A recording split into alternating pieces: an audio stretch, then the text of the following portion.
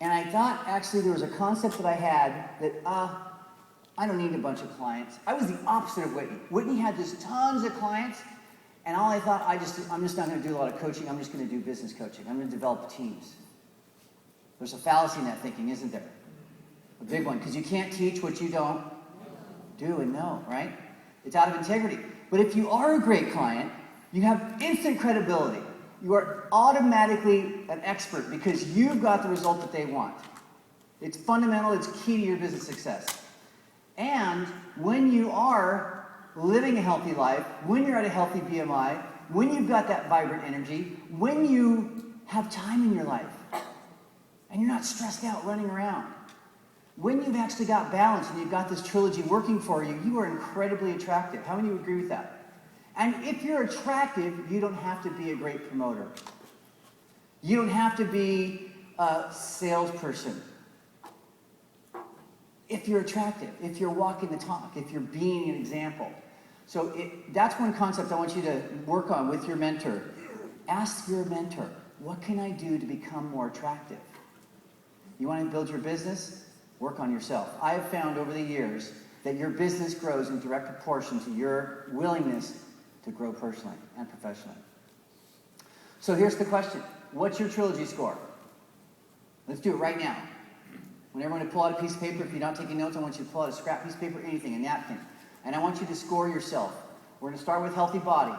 On a scale of 1 to 10, 1 is you're barely hanging by a thread. 10 is you are optimal health. You're ultra healthy. You're firing on all cylinders. And I want you to give yourself a score. And if there's any of these things that are missing, if you're not at your healthy weight right now, circle that.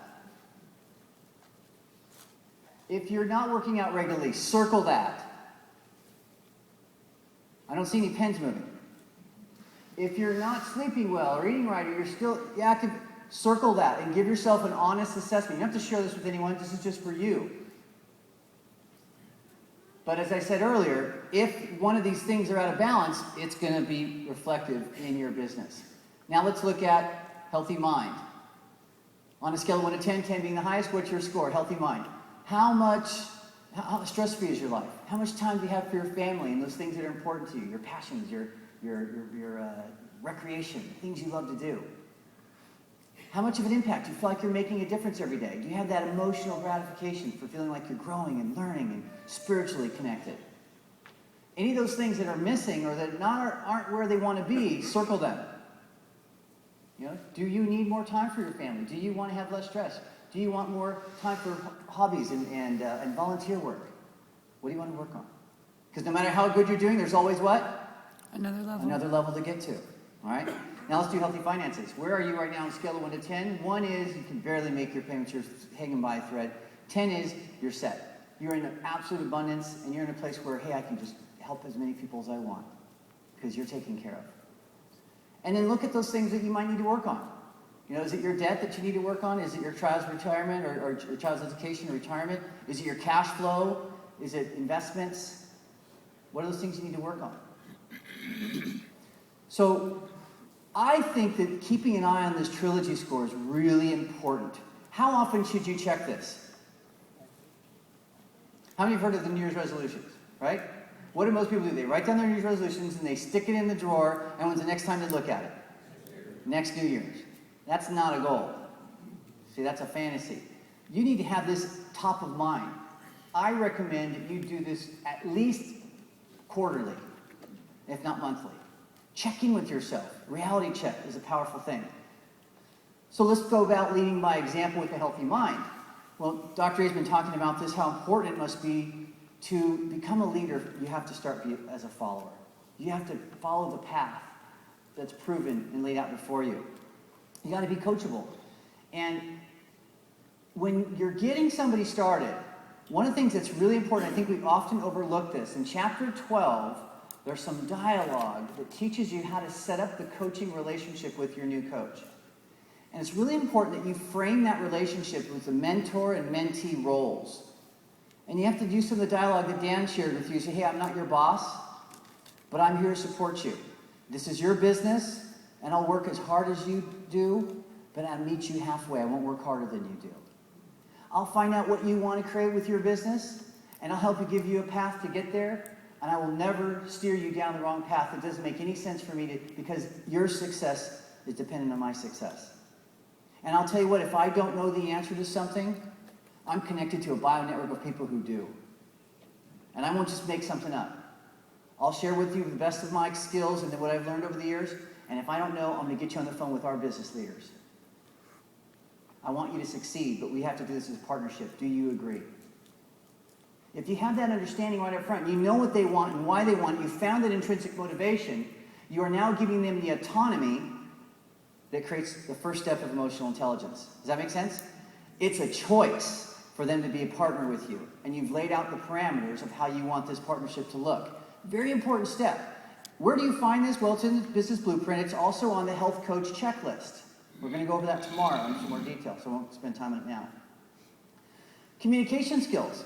This is fundamental. One of the reasons why Whitney's business is growing exponentially, she's one of the top, fastest growing businesses in the country, is because she's constantly working on her communication skills.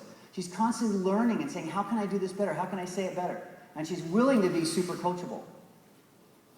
And then you have to realize that this didn't happen overnight. You see someone like Dr. A or Whitney or some of our global director teams, and they come up here and they make it look easy. And mastery doesn't happen overnight. There's a pattern that they've seen in science that it takes 10,000 repetitions, either 10,000 hours or 10,000 consistent, diligent, not just doing something, but deliberately doing it with the intention of getting better. That's a distinction that, remember the article, The Making of an Expert, that Sharma talked about? Well, I read that article, and one of the things they found is it wasn't just consistency in repetition, it was deliberate practice. Not just practice makes perfect, deliberate practice makes perfect. So you've got to have that feedback loop that Dr. A showed this morning. Take action, get a result, evaluate, correct, and then take action again. Now, what happens with a golfer or a basketball player, or anyone who's really good at what they do, if they're the only ones self-correcting, are they going to limit their growth, yes or no? They've got to have a third party, an outside person who can look in and make those subtle shifts. Because when you're in the game playing, sometimes you can't see the little things that make all the difference. Does that make sense? So you got to commit to mastery and realize that there are at least 5 stages of mastery. Number 1 is, and some of you have heard this before, it's unconscious incompetence. That means you don't even know that you're no good at it. You're incompetent, but you're unconsciously incompetent. You don't even know you're good at it. And that's a terrible place to be. That's like you're running west looking for the sunrise. And you're going to be frustrated. The second level is conscious incompetence. Okay, I know I'm not good at this. Now I'm willing to say, I'm going to humble myself to put aside my ego and my concepts, and I'm going to ask for help. I'm consciously incompetent. I know I need help. The third level is conscious competence. And what that means is now you're getting competent. You're at the beginning stages of competency. Because what's the second part of emotional intelligence? The first one is autonomy. The second one is competency, right? You're becoming now competent at an early stage, but you have to consciously think about it. If you get distracted, you're not there where you're autopilot yet. You're consciously competent. So you have to really put energy and effort into doing what you're doing. But then the fourth stage, this is when things get exciting. Unconscious competence. That's when you can do it in your sleep without even thinking about it because you've done it so many times, it becomes second nature. You're dancing. What I would call you're fluent. You're fluent in that language. It's flowing, right? But then there's the fifth level, and this is where it really takes 10,000 hours to be a master. It's conscious, unconscious competence. What that means is you are so consciously aware of how good you are that you understand the process it takes, and you can teach somebody else how to become unconsciously competent. That's a whole new game, isn't it? That's where Dr. A and Dan are playing. Is they know this song inside and out, and they make it look easy. And so did Tiger Woods. And so does, Wayne Gretzky. They make it look easy, but I got to tell you, we never saw the 10,000 hours of practice they put in. So don't compare yourself to the folks up here. Get behind them, be a good leader, trust them, and follow their actions, and get in that feedback loop with them. Because you can earn while you learn. You don't have to, this is something a lot of people do with good intentions, and there's 3 types of people Whitney mentioned earlier. They're self-starters, right? There's about a third of people who get into this thing and they see it and they got it and they have some confidence and they bring in that confidence from other things that they've done in the past into this business, and that can be a wonderful thing because they will take action. Here's the challenge though. The self-starters, if you get them off and they just start running and they don't have the right pattern, they can actually run down a dead end and get frustrated and lose that enthusiasm because they weren't getting results. Does that make sense? Yes. So with a self-starter, you need to make sure they stay on the tracks. Don't let them get off the range. Keep them on the tracks. Keep them checked in. Don't get in their way. Don't micromanage them. Support them, but keep them on the tracks. And what you need to do with those self-starters is sometimes they will know you, and this is a great little metaphor here. If this is you, and this is one of your contacts, somebody that knows you, between you and them there's a high level of trust because there's this relationship that you've built over time. But what also happens over time is people take us for what? Granted. Familiarity breeds contempt, you know? And what happens is the prophet's not welcome in his own hometown. There's people that look at Whitney and I, and they have no idea what they do, what we do. And even if we sat down and told them, they couldn't hear it from us. And we are living a life that they're pretending to live. There's a great book called Stop Acting Rich. And what it is, it's about how people put on airs and they do stuff and they live way beyond their means to try to impress other people, and they have no real foundation. It's a house of cards.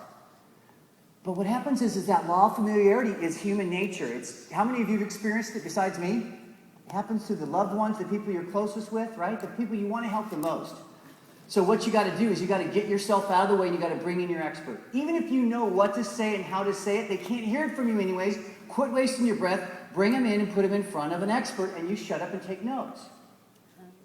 This is why this business can grow very quickly if that self-starter is willing to lock arms and be coachable with their mentor. Does that make sense? If the self-starter wants to go out and reinvent the wheel, good luck. Good luck. Now, what happens between you and your expert is you're going to build their credibility by edifying them and talking about their strengths and how they've helped you. And then that'll build up the trust and the respect. So you bring the trust to your contact, the edification brings the respect. And when you have trust and respect, it's a magical formula. And what you're doing is just like in medicine, see one, do one, teach one. So you will be in this place for 3, 4, 5 times. After that, then you're going to be here, and your guests and your coaches are going to bring you people, and you'll be the expert. You'll move up into that corner, and you'll be the one doing the teaching. So let's move on to healthy finances, because there is 3 and if without one of these pillars, actually, you can't have a stool that stands up, right? You got to have 3 legs for a stool. So healthy finances. Here's the one thing that they wanted me to mention today, and that's the importance of duplication. Everything you do will be duplicated in your business, whether you like it or not. Everything you do will be duplicated, whether you like it or not. So what we need to realize this is if you get off to a really slow start and you lost 13 pounds in 13 weeks, then a lot of your clients are going to model that pattern. If you get off to a slow start with bringing on 2 coaches in your first 2 months, then your coaches are going to duplicate that as well. And what happens with duplication is it doesn't seem like, it's just like the habits of health, they don't seem like a big deal when you have the hamburger that day versus the salad. It's not a big deal. But if this is true, which it is based on the experience of those of us that have been in the business for a while, that what you do is duplicated level after level after level, is if you only sponsor 2 people, then your organization is going to be very narrow, and you're not going to have the width to find the leaders, and you're going to have a very weak and unstable business. Does that make sense? If you duplicate and you go out and get 5 people in your first couple months that want to do the business with you, then your team's going to do what? They're going to get 5 people. And then those people are going to teach their team how to do what? Get 5 people. That's why Kim Fisk, the business is growing very fast, because her first month, she set a template for duplication, a pattern of duplication that she made 100 lists. She called 73 of them. She signed up 30 clients in her first month. And that was her pattern that she told people, here's what I do. You want to have my success? Do this. And guess what her people are doing? The same thing. So you go to 10, you start sponsoring 10 people, and you go really wide. You put enough horses in the stable, and then your team starts duplicating that. You got something running. You got a runaway business. You got that momentum that we talk about. But it takes you moving from me to we. And you'll hear this talk about, especially at Sundance and our advanced leadership courses, how so many of our global presidentials, the shift that they made was when they stopped worrying about their own check and their own business, and they got into helping others. Brad mentioned it earlier today. From me to we, it's a huge shift mentally, but then from that mental shift, behaviors shift, duplication patterns shift, and all of a sudden you have a servant. Because there is one thing that is a common thread amongst all coaches, health coaches and business coaches, is you must be a servant. Who would agree with that? This is a service business, period. If you don't service your clients, they will be gone. If you don't support your coaches, they will be gone. This is a service business. So you've got to be from me to we. You have to make that shift. And what happens is, as a natural byproduct of developing these skills and getting into this system and shifting your mindset into what the things I'm talking about, is the natural byproduct is you become abundantly wealthy in many areas of your life. And when you come from that place of abundance, are you more attractive? Do more people want to come and work with you? Absolutely. So let's talk about how to kill a business. Duplication to kill your business. Number one, it's the same strategy with raising kids. Do as I say, not as I. How does that work? It doesn't. They always do what you do, right? So here's the thing. Dan talks about this. There's 5 stages of business. The first stage is getting ready to get ready. This is the coach who wants to get their certification done. They want to do all these things. They want to get everything right. And then they're going to start what? Taking action. So they're getting ready to get ready. Is that a production state? Yes or no? No, not at all. The next step is production mode. This is when you are dealing with and working with people. This is the relationship part of the business. You're in production mode. You're talking to new clients. You're supporting new clients. You're talking to new coaches. You're supporting new coaches. It's that simple, right? You're in production mode. And what happens is somebody actually they get in production mode and they start bringing on people, and all of a sudden they go really wide, right? And here's the kiss of death. Here's where the beginning of the end, when you go to stage 3. Stage 3 is when you go into management mode. And now you've got these coaches, and you're trying to get them to get ready, and trying to get them to take action and get in production mode, but you're not doing any production. You are just in management mode. How many of you have ever found yourself slipping into management mode where you're not really talking to new people, you're just working with the ones you got? Is it easy to do, yes or no? Mm-hmm. It's very easy to do, especially when you have someone like Whitney on your team. She's bringing in people so fast you can barely train them, right? But you got to be careful, because when you get into management mode, your people will do what? They'll get into, and then you're in managing managers mode. And managing managers, nobody's doing what? Production. And then your business starts to really slide. And then you get really worried and you say, wait a minute, maybe the system's broken. Maybe I need to fix something. Maybe I need to try something new. Because boy, it used to work back then. How come it's not working now? Well, it's not working now because you're not working it. You're managing managers. Then you fall. The kiss of death is when you go into creating training for managers. Now you're training managers to manage other managers, and no one's doing anything. There's only one place on this screen that moves your business forward. Step what? Step 2, lead by example. Always be in production mode. You're going to host a meeting. You're going to be the guest speaker. Make sure you've got guests there. You know what? Take action and lead by example. It's critical. Here's another couple things that I found over the years that kill a business and kill a team, especially a team-oriented business like this. Scarcity. Scarcity thinking. When somebody is like worried about what's in it for them, and they're coming from not enough. They're coming from lack. Doesn't that feel sticky when who can tell when somebody's in a scarcity mode? You can feel it a mile away, right? And it doesn't inspire. It repels. It doesn't attract. The next thing is ego. When people are on a team, you really gotta subside your ego. You gotta raise other people up. When somebody's always gotta be right, they always gotta be number one, and they got this win-lose mentality, and they're competitive and they have to win, that can really degrade the camaraderie and the synergy that comes from working with a team, right? So you got to watch out for ego, and then also you got to watch out for negative energy. Negative energy is those people who are stuck in the black dot. We use that metaphor a lot. You know, they're looking at the dot. What's wrong with the situation? How many of you know somebody that it's a beautiful day and you come out and the birds are singing and you got something on your mind and you're excited and you say something good and they go, yeah, but boom, did you see that big hole in the street? How can you believe these people are paying all these taxes and they won't fix the damn street? I'm like, well, there's 20 other positive things to talk about, and that's what you want to focus on? If you know somebody like that, or if you've ever been like that, because we all slip into those funky stages, That can really be destructive for your team, because then all of a sudden, misery loves what? Yeah, and then you got a pity party and a bunch of people huddling around together, and then the ego kicks in, and one guy goes, well, let's start our own meeting, because those guys, they just teach the same thing week after week. We got to teach some new stuff. We got to bring in this, Sigma Pi training from this, and we got to go out and bring this guy from this other, oh, this network marketing coming here, they're doing this, we got to start doing that too. And they spin off, and they reinvent the wheel, and the next thing you know, it's falling apart. Are you with me? Yep. So here's what you need to do. You need to focus on abundance instead of scarcity.